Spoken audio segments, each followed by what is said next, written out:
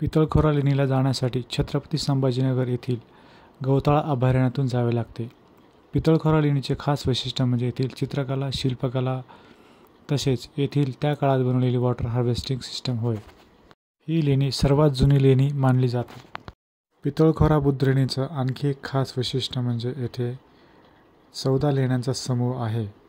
तसेच येथे महामाया यांचं शिल्प कोरलं गेलं होतं. ते आता आपल्याला मुंबई येथील छत्रपती शिवाजी महाराज वस्तुसंग्रहालय येथे पाहायला मिळते.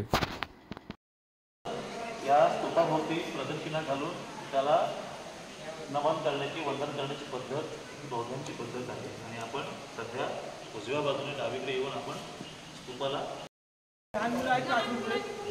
लहान मुलांनी कुठे चला चल परी पटकन बोलू शकतो. ठिकाणी मागे मागे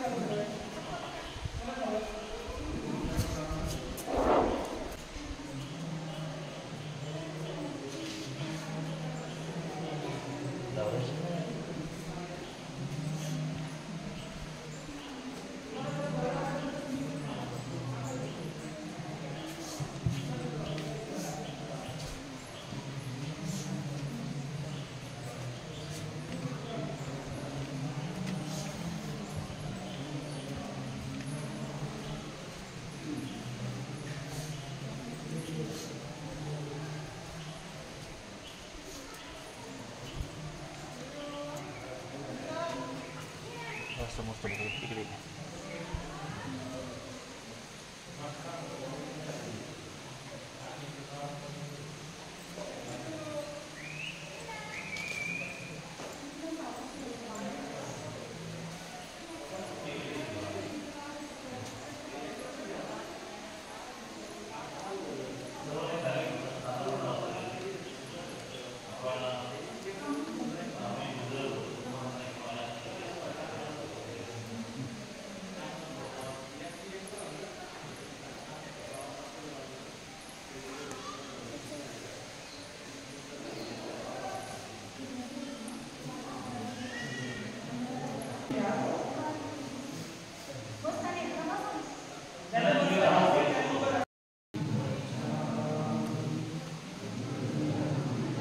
काढताय का व्हिडिओ नाही.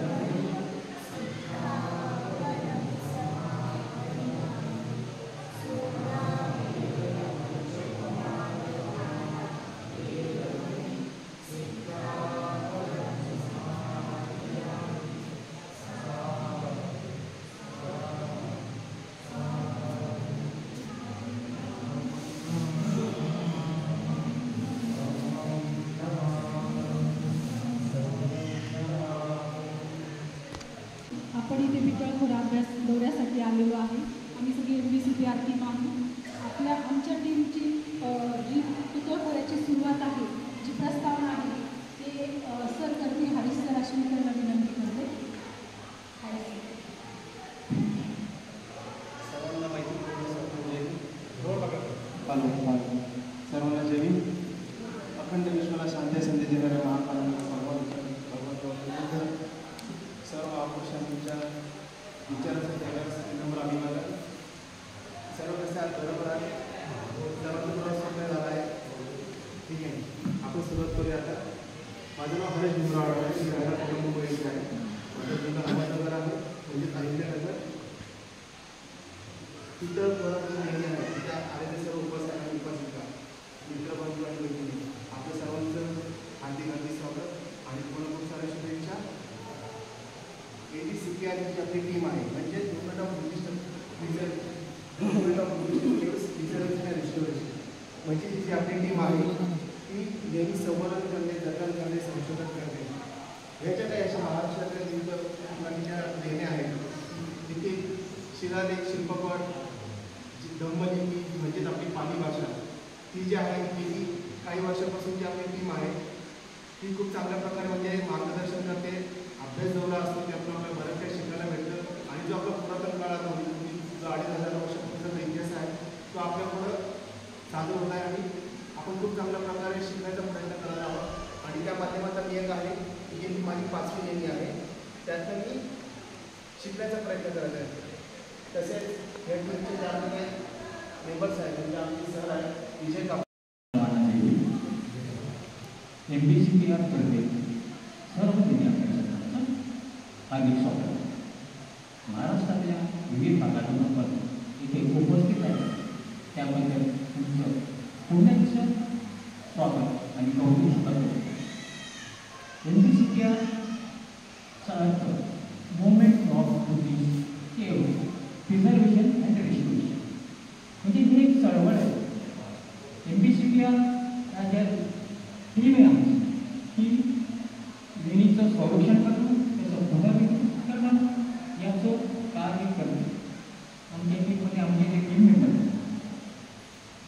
जे लेणी अभ्यासक गौतम कदम सर, आकाश खरे, एक पत्रकार सुद्धा आहे, लेणी अभ्यासक आहे, विजय कापड सर जे लेणी शिलालेखाचं शिक्षक आहे ते शिकवतात सुद्धा, आमचे विकास सर, हरेश सर आणि जे औरंगाबादच्या या ठिकाणी नियोजन केले ते वाटेकर मॅडम होते जे उपस्थित आहे. पुन्हा तुमचं सर्वांचं स्वागत करतो आणि पुढील कार्यक्रमाचं सूत्रसंचलन करण्यासाठी मी धन्यवाद सर. आता आपण इथे बसलेलो आहोत याचे एक आहे. आपण जेव्हा लेणी बघायला येतो तेव्हा फक्त आपण बघून चालला जातो, पिकनिक स्पॉट करतो. पण आज आपण जो आलेलो आहे ती कार्यशाळा आहे, अभ्यास कार्यशाळा. आपले सर जे आहेत कदम सर, आदरणीय कदम सर, हे आपल्याला या चैत्यगृहाबद्दल जी माहिती सांगणार आहे त्याच्या अगोदर तुम्ही कधीच ऐकलेली नसेल अशी माहिती ते सर आपल्याला सांगणार आहे. आपल्याला ती माहिती मिळाली तर आपली ही जबाबदारी असणार आहे की आपण कमीत कमी 5 लोकांना तरी ती माहिती सांगणार आणि लोक जोडणं. कारण नुसतंच लेणी बघून जाण्यात काही मजा नाही आहे. ही लेणी काय हाऊस म्हणून बांधलेली नाही आहे किंवा पैसे कमवायच्या उद्देशाने बांधलेली नव्हती. जसं आता रिसॉर्ट वगैरे बांधलं झालं तर आपण तिथे जाऊन स्वतःचा वेळ आणि पैसा खर्च करून घेतो. लेणी बांधण्याचा खूप वेगळा उद्देश होता जे आपल्या पूर्वजांनी आपल्यासाठी वारसा सोडून गेलेले आहे. तर तो वारसा आपल्याला समजून घ्यावा लागेल. एक सुशिक्षित म्हणून, एक जुना नागरिक म्हणून आधी आपण समजून घ्यायचं आहे आणि मग आपण इतरांना सांगायचं आहे. एक विनंती करतो जेवढा वेळ मी 5 मिनिटं 10 मिनिटं तेवढं तुम्ही शांतचित्ताने ऐकून घ्या. प्रश्न असतील तर तुम्ही मला विचारू शकता. जास्तीत जास्त तुमच्या शंकांचं निरसन करण्याचा प्रयत्न करेल. सर्वांना विचारतो याच्या आपण लेणी कोणी कोणी पाहिजे आहे? काय काय पाहिजे, कोणाकोणाला काय काय माहिती आहे, स्ट्रक्चर सुद्धा समोर तुम्हाला एक वास्तू दिसते, तुम्हाला काय काय माहिती आहे याच्याबद्दल, कोणाला माहीत आहे? अजून कोणाला माहिती? केव्हा सर मी तुम्हाला जरा विचारतो तुम्हाला काय काय माहिती? तुम्ही वेरूळ पाहून गेला. सर्वात अगोदर तुमचं या वास्तूमध्ये स्वागत आहे. आपण ज्या ठिकाणी बसलो ही सातमाळ पर्वतरांग आहे आणि सातमाळ पर्वतरांगेच्या आपण एका तळेमध्ये बसून केलेली सगळ्यात खालच्या बाजूला आहे. सगळ्या लेण्या तुम्ही बघायला गेलं तर समुद्राच्या वरती असतात. औरंगाबादमध्ये असे काही स्ट्रक्चर्स आहेत, घटककोट लेण्या आहेत खंडाळा तालुक्यामध्ये, त्या सगळ्या लेण्या तुम्हाला खाली बघायला मिळतील, घरी बघायला मिळतील. स्वागत यासाठी आहे तुमच्या लोकांचं की तुम्ही अतिशय पावन असलेल्या भूमीत तुम्ही आलेला. बुद्धाची मूर्ती कशी आहे सगळ्यांना माहिती. आपण बघतो ना आपल्या मोबाईलमध्ये पण फोटो असेल, आपण सगळ्या ठिकाणी पाहिजे असेल, आपल्या घरामध्ये पण फोटो असेल. पण तसं बुद्धाचं मूर्तीमध्ये बुद्धांना ह्या प्रतीकांच्या माध्यमातून फुलं द्यायचं. म्हणजे जे काही शारीरिक धातू होते ते धातू या स्तूपाच्या एका विशिष्ट भागामध्ये ठेवले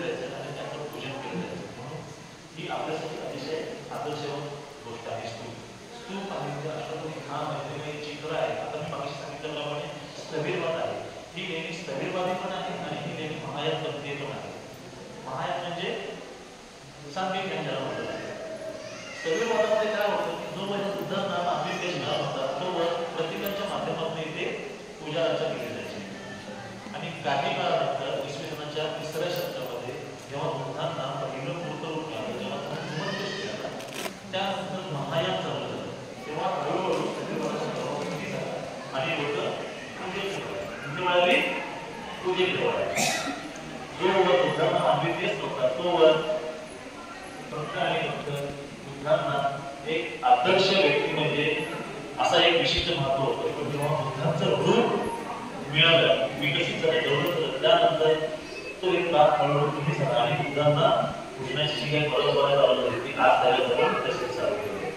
ही लेणी स्थळबद्ध आहे आणि ही लेणी महायान पद्धती आहे. एक मला सांगतो, तुम्ही तुमच्या भक्ताच्या समोर स्तूप आहे. आता हा स्तूप कसा होता? हा स्तूप परिपूर्ण होता. स्तूपामध्ये बरेचसे प्रकार आहेत. मेंढी असते, नंतर अंतर, नंतर छत्रा वगैरे असते, असे बरेचसे प्रकार आहेत. ते तुम्हाला नंतर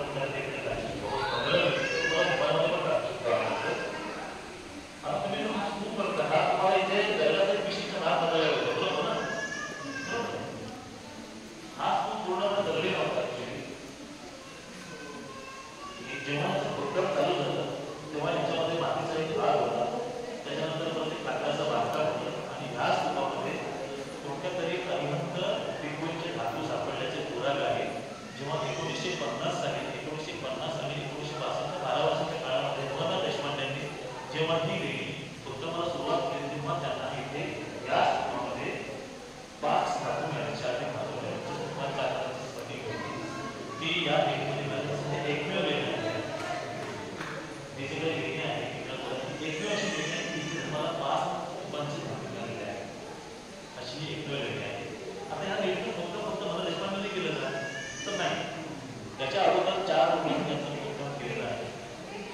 अगदी 1851 मध्ये जॉन विल्सन नावाच्या फोटोग्राफरने ह्या लेणीला प्रवेश दिला होता. तो होता फोटोग्राफर. कोण होता? Photographer John Wilson. तेव्हा त्याने जेव्हा शोधलं तेव्हा हा फोटोच्या फक्त माणसाचा ठिकाणा होता. त्यानंतर त्याच शतकामध्ये 1880 मध्ये जेम्स बर्जेस आणि जेम्स फर्ग्युसन ह्या दोघांनी सगळ्यांना माहिती की भारतात जेवढं लेण्यांचं काम केलं ते जास्त केलं. त्यांचं एक मोठं पुस्तक आहे the caves decor of India. हे मोठं पुस्तक आहे, त्याच्यामध्ये सगळे रेफरन्सेस आहेत. आणि त्या दोघांनी जवळपास 1880 आणि 1890 मध्ये पुन्हा एका प्रकल्पामध्ये आले. त्यांचे क्लस्टर्स घेतले, त्यांचे मेजरमेंट्स घेतले आणि परत ते प्रसिद्ध केले. त्यानंतर जवळपास शतकांनी म्हणजे 1940च्या दशकामध्ये 1940च्या आसपास मधुर देशपांड्यांनी ही लेणी पुन्हा एकदा शोधून काढली. मधुर देशपांड्यांनी जेव्हा ही लेणी शोधून काढली तेव्हा ह्या लेणीचा पूर्णपणे ढिगारा होता. म्हणजे आता काही बघताय ते एवढंसं काही नाही, सगळं मातीने भरलं होतं. नातून सगळा पूर्णपणे मातीने भरला होता. पण तरी पण मधुर देशपांड्यांनी जे काही शोधलं ते पण त्यांना अर्धवट सापडलं. त्याचं परिपूर्ण शोधलं तर तुम्ही केलं असेल तर ते नवनाथ देशपांड्यांनीच केलं. कोणी? नवनाथ देशपांडे हे भारतीय पुरातत्व काळातले अधिकारी होते. त्यांनी याचं पूर्णपणे खोदकाम केलं आणि त्यांचा पूर्ण रिपोर्ट त्यांनी त्यांच्या चट्टामध्ये वाढवून ठेवला आहे. ही लेणी आता ही लेणी स्तरीमध्ये काय असते? प्रत्येकाची पूजा असते. जेव्हा बुद्धांना मानवी भेट नव्हता तेव्हा बुद्धांना कसं पूजा जायचं? प्रत्येकाच्या माध्यमातून. बुद्धांच्या पूजाची पद्धत काय होती? त्यांची पदस्पर्श होती. श्रीपाद सरवण्याचं म्हणजे वेगळं असं राहिलं ना प्रार्थनामध्ये. हे स्तंभ होते, हे स्तंभ आहे. हा स्तंभ नवा आहे, हा जो स्तंभ आहे तो नवा आहे, हा स्तंभ जुना आहे. तुम्हाला माहिती आहे ना किती कोण आहे? किती बद्दल किती आहे? 8 कोण आहे. 8 कोण कशाचं प्रतीक आहे? अष्टांगिक मार्गाचं प्रतीक आहे. ज्या ठिकाणी अष्टकोनी खांब असतात ती लेणी पुरातन लेणी समजली जाते. हे जे कसं हे जे काही खांब आहेत, हा एक खांब आहे, इथे एक खांब आहे, हे सगळे खांब आहेत ना हे आत्ताचा केलेले आहे. आता हे त्यामुळे पुणे ह्या कामाची निर्मिती केली. त्या साध्या कामामध्ये अजून एक वैशिष्ट्य आहे. तुम्हाला भेटल्या कामाचं काय वैशिष्ट्य आहे सांगा मला. काय वैशिष्ट्य आहे कामाचं? तुम्ही जर त्याच्यामध्ये बघितलं असाल तर तुम्हाला काम सरळ हे काम तुम्ही नीट बघा. हे काम थोडेसे क्रॉस आहे बघा ना तुमचं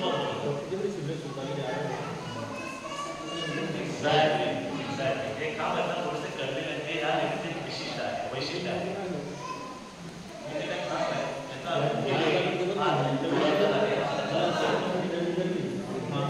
सांगितल्याप्रमाणे ही लेणी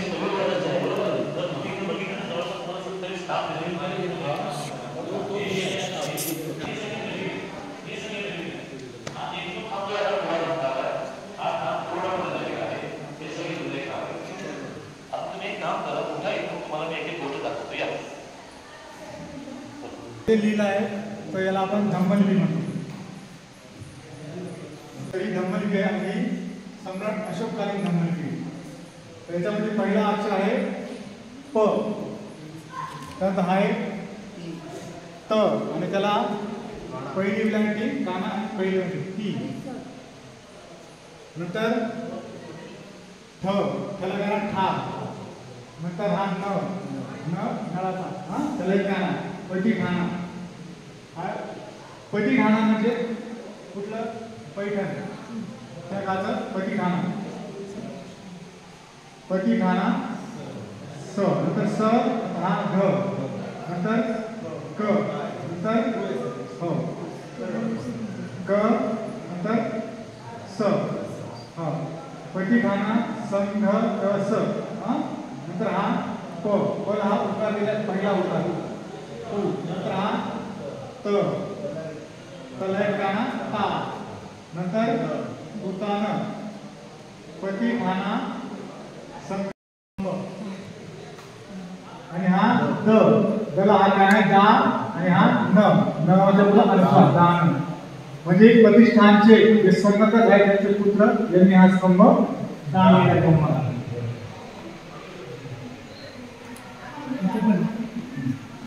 पुढे मला काही दिसत नसेल ना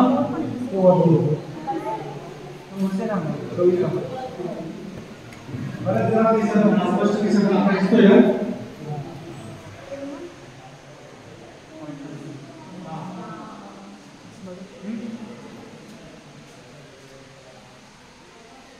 पटीखाना संगतस पु तान थ भो दान.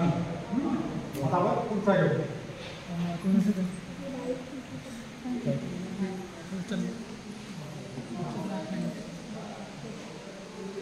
आता हा वरचा प. आता कोण वाचतं? हरेश सर. हा बरोबर. पती हा ना पटीखाना नळाचा पटीखाना हा पटीखाना म मला मला विलंटी पहिली विलंटी. नंतर हा त.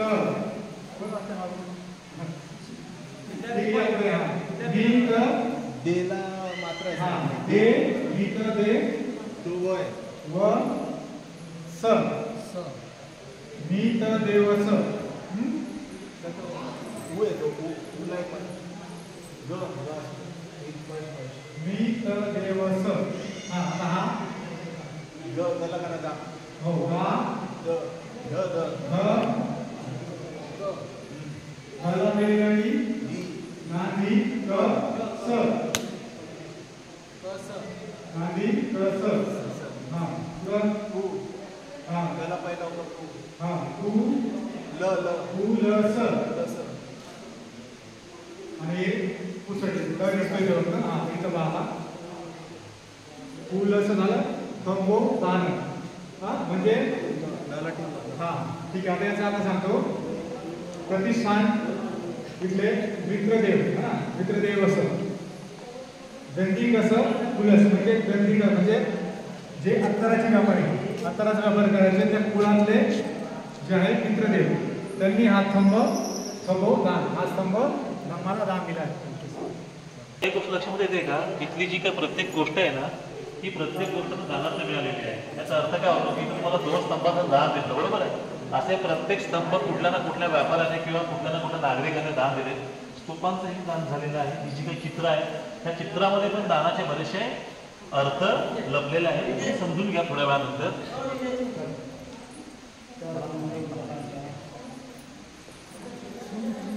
चला आपण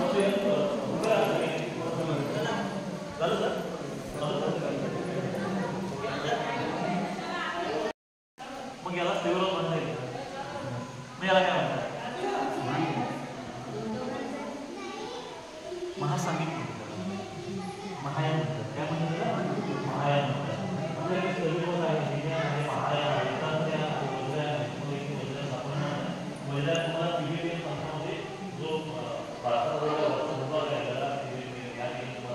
बघायला मिळेल.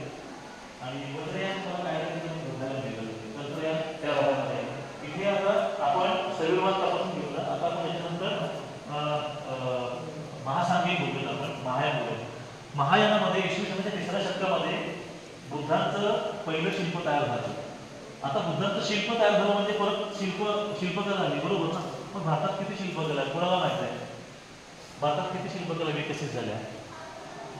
भारतात प्रामुख्याने 3 शिल्पकला विकसित झाल्या. किती? 3. त्यांच्या 3 शैली आहेत. एक गांधार शैली आहे, एक मथुरा शैली आहे आणि एक अमरावती शैली आहे.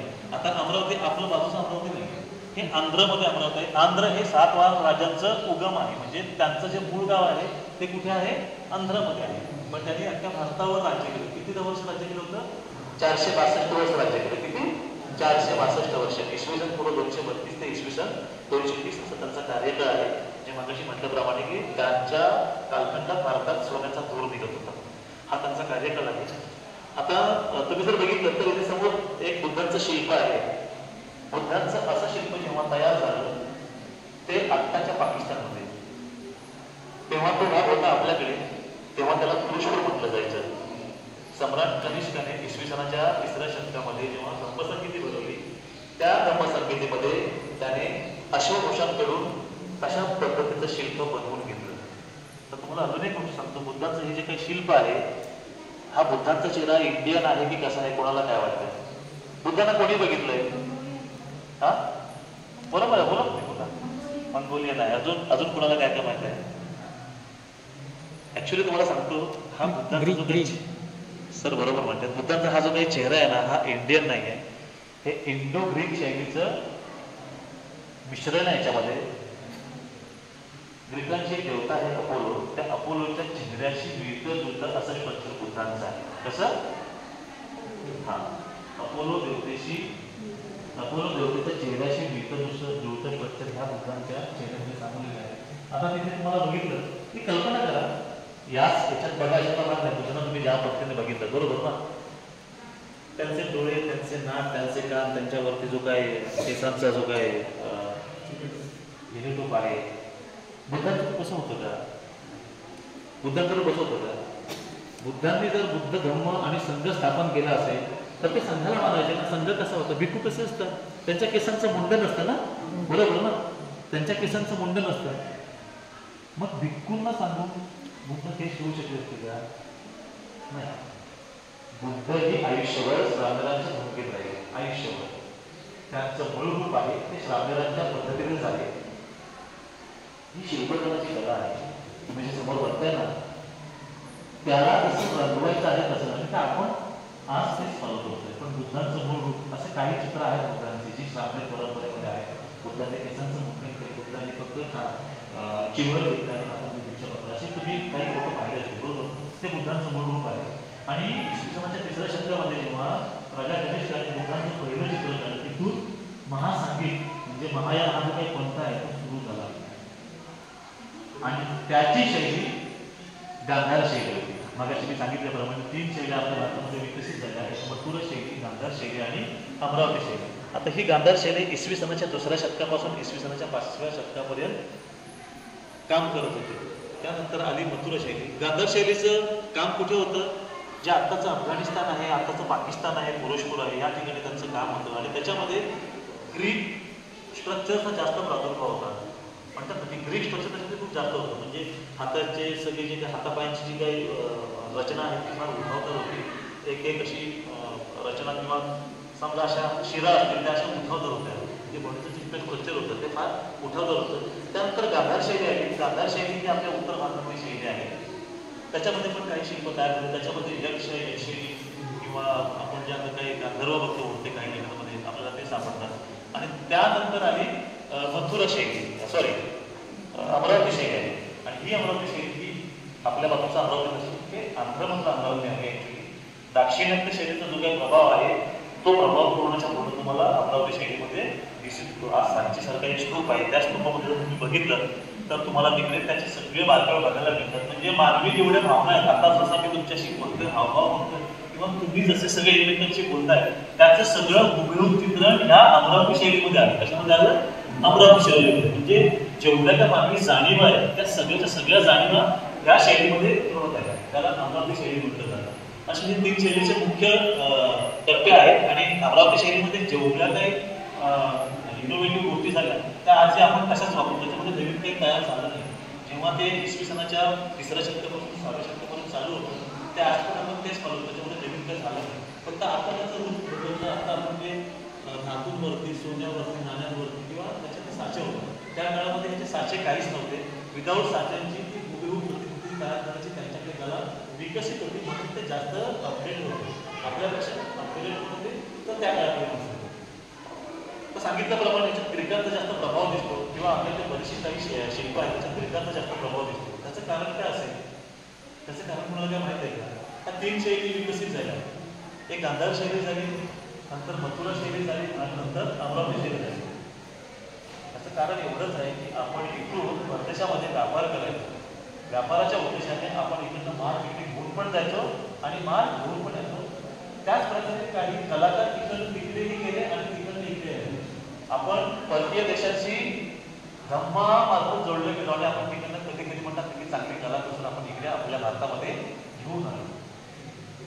किंवा दाऊद अल्लाने असं म्हटलं या लेखीबद्दल की या लेखीमध्ये जेवढे काही स्ट्रक्चर्स आहेत तेवढे ग्रीकन स्ट्रक्चर्स आहेत, तर कदाचित इथले स्ट्रक्चर्स ग्रीक स्थापत्य कलेच्या प्रभावाखाली इथे घेऊन आलेले असं त्यांचं म्हणणं आहे. दाऊद अल्ला फार मोठी तज्ञ होते. आता 5 वर्षापूर्वी त्यांचं देहावसन झालं, पण त्यांनी महाराष्ट्राची सगळी लेणी पालथी घालून त्याच्यावर मोठमोठे खंड प्रकाशित केले. अशा ह्या 3 शैल्या आहेत. त्या 3 शैल्यांचा प्रभाव तुम्हाला प्रत्येक लेण्यामध्ये बघायला मिळेल. तुम्हाला बाकीच्या गोष्टी सांगतो. आता आपल्याला हिमयान झालंय, आता इथे महायान झाले, म्हणजे काय बुद्धांना आता मूर्तरूप प्राप्त झालं. त्यानंतर जर तुम्ही बघितलं तर या सगळ्या खांबांवरती तुम्हाला बुद्धांची सगळी चित्र दिसतात. आता ही चित्र कसली आहेत सांगा? बुद्धांची आहे, पण ही कुठल्या शैलीमध्ये मूर्ती? काय कल्पना आहे तुम्हाला? ही कुठल्या शैलीमध्ये मूर्ती? हे बघा, ही पूर्णच्या पूर्ण गांधार शैलीमध्ये आहे. कोणत्या शैलीमध्ये आहे? गांधार शैलीमध्ये. एक 10 वर्षापूर्वी अफगाणिस्तानमध्ये मामियान ठिकाणी मूर्त्या तोडल्या होत्या. कोणाला माहिती आहे की नाही? वाचलं असेल, कोणी ऐकलं असेल. त्या मूर्त्या केवढ्या मोठ्या होत्या ना मूर्त्या? त्या सगळ्या मोठ्या मूर्त्यांचं स्ट्रक्चर तुम्हाला इथे बघायला, म्हणजे ही मोठी शैली झाली जवळपास गांधार शैली झाली. अजून एक तुम्हाला गोष्ट सांगतो, इथे बुद्धांना फार उंच दाखवलं गेलं. त्याचं कारण काय असेल? त्याचं कारण काय असेल? बुद्धांना इथे उंच का दाखवलं गेलं? बुद्धांना असं पण दाखवलं गेलं असतं ना? नाही दाखवलं. इथे उंच का दाखवलंय? Very good. आकाश बुद्धांना एवढा हायटेड का दाखवलंय? किंवा बुद्धांना एवढा हायटेड का दाखवतात? त्याच्या मागचा रेफरन्स काय कोणाला माहित आहे का? सर बरोबर बोलताय. ही सुपिरियर दॅन एनी अदर. म्हणजे एखाद्या मोठ्या गोष्टीला जास्त उंच दाखवण्याची कला कशी विकसित करायची चित्रांमार्फत किंवा शिल्पांमार्फत हे स्ट्रक्चर आहे. ते सगळ्यात मोठे आहे. ते दाखवायचं कसं? आपलं त्यांना असं बघावं लागेल. बघतो ना आपण वरती मान करून. सुपिरियर माणसाला दाखवण्याची ही कला त्या काळात अशा प्रकारे विकसित झाली की त्यांना असं एवढं हायटेड दाखवायचं. ते उंचच आहे, पण त्यांना जर चित्रातलं किंवा शिल्पातलं उंच दाखवायचं असेल तर ही दाखवण्याची पद्धत किंवा दाखवण्याचा जो काही रेफरन्स आहे, संदर्भ आहे, तिची काही नजाकत आहे. मला अशा शिल्पात बघायला मिळेल. तुम्ही कांदळीसारख्या लेण्यामध्ये गेला किंवा तुम्ही त्रिरश्मीसारख्या लेणीमध्ये गेला तर त्रिरश्मी लेणीमध्ये 24 फुटांचा सगळ्यात मोठा शिल्प आहे. अशा त्याचं सर्वात मोठं शिल्प आहे. ते उंच का दाखवलं की ते सगळ्यात मोठे आहे, ते सगळ्यात ग्रेट आहे. की दाखवण्याची पद्धत अशा प्रकारे विकसित केली गेली तर ही सुपिरियर दॅन एनी अदर, म्हणून त्यांना अशा प्रकारे उंच दाखवलं गेलं. चला आता आपण बाकीची काही गोष्टी आपण बघूया. तपासून घेऊया. तुम्ही इथे पलीकडे बघा, अगदी इकडे बघा. हे बघा, हे तुम्हाला काय सगळ्या तुम्हाला खोबण्या कसं दिसत आहे? दिसतात ना सगळ्या खोबण्या? इथे सगळं लाकडी स्ट्रक्चर होतं त्या काळामध्ये. ठीक आहे, सगळं लाकडी स्ट्रक्चर होतं. इथे लाकडाचं बांधकाम होतं. आज ही जवळपास 10-15% फक्त शिल्लक आहे. जेव्हा 100% असेल तेव्हा तुम्ही कल्पना करा हे चित्र किती उठावदार असेल. ही चित्र तुमच्याशी बोलू शकते ती इतकी उठावदार असेल त्या काळामध्ये. हा जो तुम्ही लग्न बघता, हा लग्न काय आहे? हा लग्न काय आहे? सर्वांचं बरोबर आहे. हा ते जातं निघून. हे आहे ना प्लास्टर आहे विशिष्ट प्रकारचं. ते विशिष्ट प्रकारचं प्लास्टर आहे, त्याच्यावरती सुकं रंगकाम केलं जायचं. आणि हे रंगकाम इथल्या पेंटिंग्स तुम्ही अजिंठा बघितलं असेल, सगळ्यांनी बघितलं, अजिंठामध्ये पेंटिंग्स अवेलेबल आहेत. पण अजिंठाच्या अगोदर मी आल्याला सांगितलं तुम्हाला काय की भारतीय शिल्पकलेचा आणि भारतीय चित्रकलेचा प्रारंभिक काळ जर कोणता असेल तर तो इथून सुरू झाला, इसवी सनाच्या 3ऱ्या शतकापासून इथून सुरू झाला. अजंठामधली लेणी किंवा अजंठामधली शिल्प उदयाला येण्याच्या अगोदर इथे सुरुवात झाली होती. म्हणजे ही शिल्पकला आणि ही चित्रकला सगळ्यात प्राचीन आहे. त्याचं कारण ही लेणी इसवी सनाच्या 3ऱ्या शतकापासून खोदण्यास सुरुवात झाली आणि अजिंठा जवळपास 300 वर्ष नंतर खोदण्यास चालू झाले. म्हणून जगाच्या इतिहासामध्ये पितळखोरा लिहिलेला भारतीय शिल्पकलेचा आणि भारतीय स्थापत्य कलेचा आरंभिक टप्पा समजला जातो. इथं तुम्ही बघितलं तर याला टेम्पेरा स्ट्रक्चर म्हटलं जातं. हे पुस्तकात मी म्हणत नाही, मागे पण दिसते.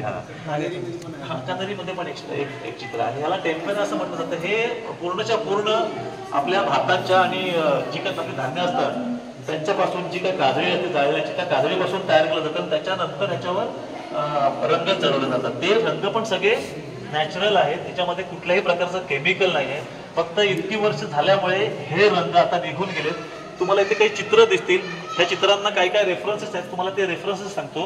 पण तुमच्या लक्षात येणार नसेल, तुम्हाला मी एक गोष्ट सांगतो. सगळे ऐकताय का? ही जवळपास 2200-2300 वर्षांपूर्वीची चित्र आहेत, शिल्प आहेत, बरोबर आहे. आता ही पूर्णच्या पूर्ण महासांघिक आहेत, म्हणजे महायानपंथी आहेत. इथे बुद्धांना ह्युमन फेस मिळाला आहे, बरोबर ना. म्हणजे शिल्प, शैली आणि चित्र ही तिन्ही जी काही गोष्ट ह्या तिन्हींचा संगम तुम्हाला इथे बघायला मिळेल. ठीक आहे. विल्सन तो फोटोग्राफर होता, बरोबर आहे. त्यानंतर जवळपास 1880 आणि 1891च्या काळामध्ये जेम्स फर्ग्युसन आणि जेम्स बर्जेस यांनी इथून सगळं मेजरमेंट घेऊन गेले. मग शतकभर काम न झाले, एक शतकभर काम न झालं. ते 1940ला कधी काम चालू झालं? 1940ला इथे काम चालू झालं. पुण्यातल्या भगवान दीक्षितांनी इथे काम चालू केलं. आता कल्पना करा, 1940 हा काळ कोणता आहे? स्वातंत्र्यपूर्व आहे, स्वातंत्र्यानंतरचा आहे, बरोबर आहे. मग भारतीय पुरातत्व खातं तेव्हा शाबूत होतं का? ते होतं, पण ते काही प्रमाण होतं. ते भारतीय असेल तरी पण त्याची स्थापनाचं फाउंडेशन कोणाचं होतं?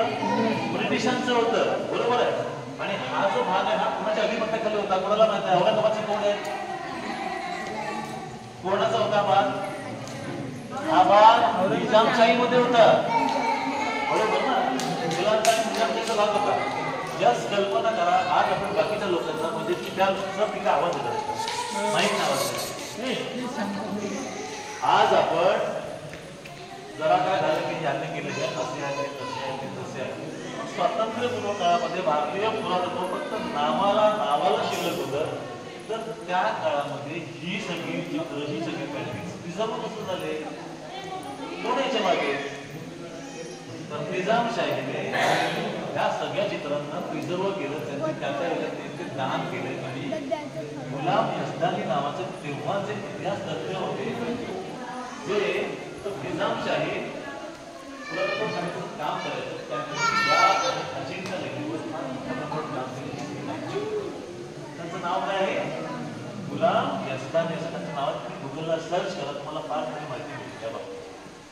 त्यांच्यामुळे आपण ही थोडीफार चित्र आता बघू शकतो. आणि हे कधी होतं? स्वातंत्र्यपूर्व काळामध्ये जो आपला भारत स्वतंत्र झालेला होता त्याच्या अगोदर त्याने इथे काम चालू केलं. तुम्हाला बघितलं तर तुम्हाला सगळी चित्र देतील, तुम्हाला मॅनेज दिसतील, पण तुम्ही बघा थोडे तुम्ही रेस्पॉन्स लावण्याचा प्रयत्न करा. जे तुम्हाला कळणार नाही तुम्हाला मी सांगण्याचा प्रयत्न करतो. तुम्ही बघितलं तर तुम्हाला इथे काय दिसणार नाही, पण काही तुम्हाला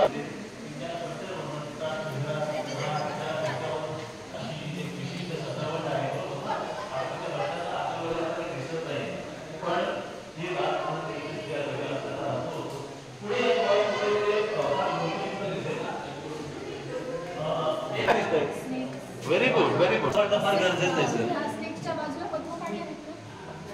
नाही, मी सांगतो तुम्हाला सांगतो. तुम्ही बोला बरं आहे. इथे तुम्हाला 2 स्नेक दिसतात, इकडे पण तुम्हाला दिसतो, तुम्हाला इकडे पण स्नेक दिसतो, बरोबर ना. काय याचा अर्थ आहे? याचा अर्थ काय तुम्हाला माहिती आहे का? नागवंशीय शेषनाग एकदा आवाज करणं माहिती. प्रत्येक लेणीमध्ये एक विशिष्ट रेफरन्स आहे. बुद्धांच्या आयुष्यात जेवढ्या घटना घडल्या बुद्धांच्या नंतरही जेवढ्या घटना झाल्या त्या सगळ्या घटनांचं चित्रण तुम्हाला चित्रणामार्फत आणि नंतर तुम्हाला सांगतो. बुद्धांना जेव्हा ज्ञान प्राप्त झालं तेव्हा बुद्धांनी 7 आठवडे एकाच ठिकाणी पुन्हा तप केलं. हे कोणाला माहित आहे की नाही? माहित आहे? Very good. ज्ञान प्राप्त झालं आणि 7 आठवडे बुद्ध एका ठिकाणावरून हलले नाही. त्याचं कारण होतं की त्यांना अजून ध्यानमग्न व्हायचं होतं विशिष्ट भागामध्ये, विशिष्ट प्रकारामध्ये. म्हणून ते ध्यानमग्न झाले आणि अचानक 6व्या आठवड्यामध्ये, 7वा आठवडा व्हायचा शिल्लक होता, सेकंड आठवडा म्हणजे 6वा आठवडा, 6व्या आठवड्यामध्ये बुद्ध विमुक्त अवस्थेत ध्यानमग्न होते. कशामध्ये होते? विमुक्त अवस्थेत. विमुक्त अवस्था म्हणजे काय? अगदी मुक्त अवस्था, पूर्णपणे मुक्त अवस्था. त्याच्यामध्ये ध्यानमग्न होते आणि अचानक बाहेर जोराचा पाऊस आला. तुम्हाला माहित आहे? तुम्हाला माहित आहे? अचानक जोराचा पाऊस आला.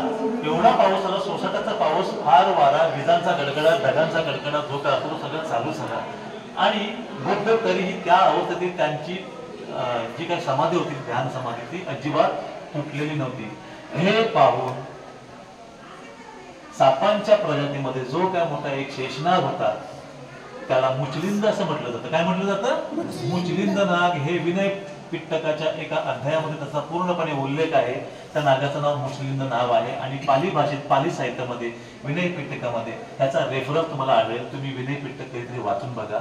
हा जो काही मुचलिंद नाग होता, जेव्हा बुद्ध ध्यानाला बसले होते आणि फार मोठा पाऊस आला, तरीही बुद्धांची ध्यान साधना तुटली नाही. म्हणून तो काय म्हणाला की कोणीतरी मोठा साधू ज्याला ज्ञान प्राप्त झालंय तो ह्याही अवस्थेत त्या ध्यानामध्ये बसलाय, मग तो खरं धम्माचं लक्षण करतो, तो खरा अहिंसक आहे. आणि त्याने बुद्धांच्या चेहऱ्यावर अतिशय करुणेचे भाव पाहिले. कसले भाव पाहिले? करुणेचे भाव. ते सगळेच्या सगळे भाव अख्ख्या मानव जातीच्या आणि पूर्ण सजीवांच्या प्रती होते. म्हणून त्यानं काय केलं? त्यानं 7 वेळा बुद्धांना प्रदक्षिणा घातली आणि त्याने बुद्धांच्या पाची बाजूला आपल्या पाण्यानं झाकून ठेवलं, जेणेकरून पावसाचा, वाऱ्याचा आणि विजांचा एकही कुठल्याही प्रकारे त्यांना इजा होता कामा नये. म्हणून त्याने ते आपलं जे काही फणे होते ते पाचीच्या 5ही फणे त्याने बुद्धांवरती असे पांघरून घेतले. बऱ्याच काळानंतर जेव्हा पाऊस थांबला तेव्हा बुद्धांनी ध्यान साधनेतून डोळे उघडले आणि त्यांच्या समोर तो मुचलिंद नावाचा नाग समोर होता. बुद्धांनी त्याच्याकडे बघून त्याला इतकंच म्हणाले की जो व्यक्ती किंवा जो प्राणी याही कंडिशन मध्ये अहिंसक आहे आणि अतिशय धर्मनिष्ठ आहे तोच खरा मुनी. म्हणून आजपासून तू मोठा मुनी आहेस असं त्यांनी त्याला सांगितलं. कोणाला? मुचलिंद नागाला. आणि त्या मुचलिंद नागाचं प्रतीक म्हणून एकमेव चित्रण तुम्हाला फक्त एवढ्याच लेवलवर बघायला मिळेल. तुम्हाला अजून तुम्हाला कुठेही बघायला मिळणार नाही. हे अजिंठामध्ये पण नाही किंवा हे कोणत्याही शिल्पामध्ये पण नाही. हे तुम्हाला फक्त पितळ खोऱ्याला बघायला मिळेल. विनय पिटकाच्या एका अध्यायामध्ये याचा रेफरन्स आहे. पाली भाषेतलं विनय पिटक जर तुम्ही मूळ विनय पिटक वाचलं तर मुचलिंद नागाचा उल्लेख तुम्हाला वाचायला मिळेल. तो ते जे जातक आहे ते जातक तुम्हाला या ठिकाणी बघायला मिळेल. समजतंय? थँक्यू. तर या पुढे अभय मुद्रेत आहे. मला वाटतं ही अभय मुद्रा नाही, ही आशीर्वाद मुद्रा आहे. हा बरोबर, ही आशीर्वाद मुद्रा आहे आणि इथे पण बुद्ध आहे. बरोबर आहे. त्याच्या सगळ्या चित्रांना रेफरन्सेस आहेत. मॅडम बरोबर म्हणाला की हा व्यापारी आहे, तो व्यापारी आणि तो बाहेरचा आहे म्हणून त्याचं स्ट्रक्चर कसं आहे. नाहीतर आपल्यासारखं माणूस म्हणायला असतं. बरोबर ना? प्रत्येक चित्रामध्ये बुद्धांचे डोळे आपले उघडे झालेले. एक्झॅक्टली. हो. त्याच्याबद्दल सांगा. ती व्यापारी स्त्री आहे, इथे व्यापारी स्त्री आहे. हे होत हे ना, हे व्यापारी. हो, व्यापारी. हा, इथे एक चित्र थोडस बुद्धांचं उघडं दिसतंय, प्रश्न तो नाही. इथे बरोबर आहे. इथे बुद्धांचं एक उघड्या डोळ्यांचं चित्रण तुम्हाला दिसतंय बघायला. असं बाकीचं सगळं वरचं व्हॅनिश झालेलं आहे त्याप्रमाणे. अजून पुढे या तुम्ही. आता खांबांवरती आपण येऊयात. आपण इकडची सगळी चित्र तुम्हाला दिसणार नाही, बरीचशी व्हॅनिश झालेली आहेत. तुम्ही खांबांवरती या इथे. तुम्ही जर इथे बघितलं तर तुमच्या 2 टप्पे चित्रांचे. खालचे चित्र सगळे व्हॅनिश झाले. तुम्हाला त्याचा अर्थ लागणार नाही किंवा सांगता येणार. तसं कारण असं ना की ते उठवणार नाही ऍक्च्युली. पण इथे तर तुम्ही बघितलं ना, इथे अभय मुद्रा आहे. जरा लक्ष द्या सगळ्यांनी प्लीज. जरा या कापड सर, इकडे कापड सर या. त्यापेक्षा तुम्हाला मी इथे चित्र दाखवतो. इथे बुद्ध कशावर उभे आहेत? आणि बुद्धांची मुद्रा कोणती आहे सांगा मला. बुद्धांची मुद्रा कोणती आहे? आशीर्वाद मुद्रा आहे, बरोबर ना. ही अभय मुद्रा आहे सर. अभय मुद्रा. हा, ही अभय मुद्रा आहे. संकट विमोचन पट आपल्याकडे असतात, इथे नाही तुम्हाला गांधीमध्ये बघायला मिळालं ते, बरोबर ना. दसभय होतं चित्र आणि अष्टभय चित्र होतं, बरोबर आहे. तर इथे एक मुद्रा आहे. बुद्ध कशा सांगा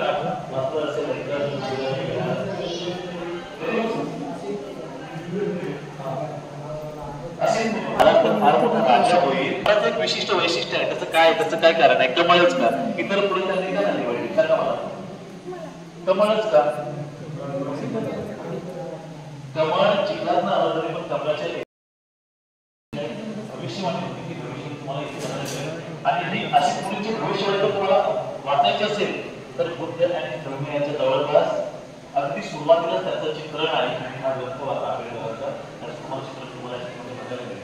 आता बघितलं तर बुद्ध शिल्पकलेचे विकास तुम्हाला इथे बघायला मिळते. बुद्धांची जी काही स्किन आहे, चेहऱ्याचा जो काय भाग आहे तो एका विशिष्ट रंगामध्ये आहे, बरोबर आहे.